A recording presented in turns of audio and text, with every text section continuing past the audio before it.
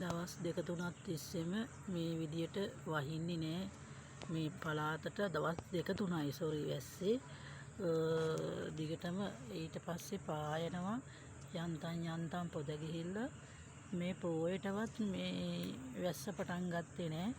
ගොවිතැන් ඉඳලා කවුපි එහෙම ඉඳලා තවත් දුක හිතෙන ආරංචිය ගොයම් වී ගොවිතැන් කරන්න කට්ටිය වීදියේ දාලා ඇලවල් වල වතුර නතර කරලා වැස්ස එනකම් බලාගෙන ඉන්නවා.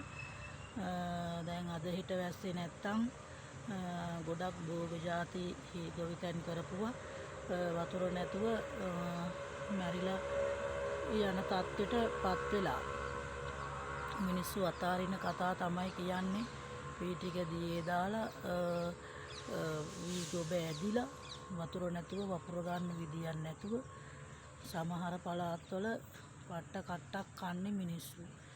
ඒක ඉතින් දොස් කියන්න බෑ කාටවත්. ඉතින් සබාදහම අනුව වෙන දේවල් තමයි මේ විදියට ඊයේ තිබුණා. ඊට පස්සේ එහෙමම නැතුව ගියා. පොදයක් දෙකක් රෑ වැටුණා. දැන් අදත් හැබැයි ගොරෝගෙනම එනවා. අදවත් වැස්සොත් ඉතින් දෙයියෝ බැලුවා වගේ තමයි. මිනිස්සු පව් ඉතින් වැස්සක් වැහැලා වැසි දෙකක් තුනක් වෙනදට වැඩිය සැරට දවස් දෙකක් තුනක් වැස්සා. ඊට පස්සේ ඉතින් ලොකුවට වැස්සක් ගියේ නෑ. සමහර තැන්වල වතුර උතුරලා යන්න තිබ්බත් සමහර තැන්වල ඒක තමයි වැඩේ.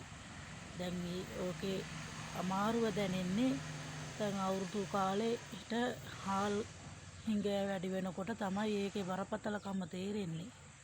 දැන් මේ පායන නිසා කුඹුර මග ඇරලා දාලා වහිනකොට තමයි කුඹුරු කරන්න පටන් ගත්තේ. මාස 3ක් ඇරියා වැස්ස නැතිකම නිසා.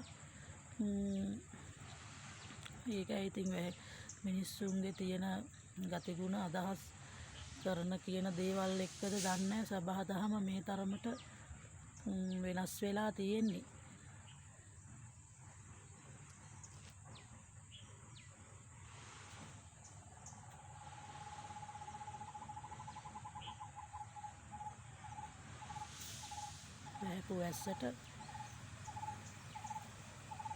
වැහපු වැස්සට දෙකට මෙහෙම ගස්වල මල් හටගත්තා. වැස්සට දෙකට දවස් දෙක තුනක් පැහැලා සතියකට සැරයක්වත් වැස්සක් යනවනම් මීට වැඩිය හොඳට ප්‍රතිඵල ගොවිතැන්වල ප්‍රතිඵල ලබා ගන්න පුළුවන්.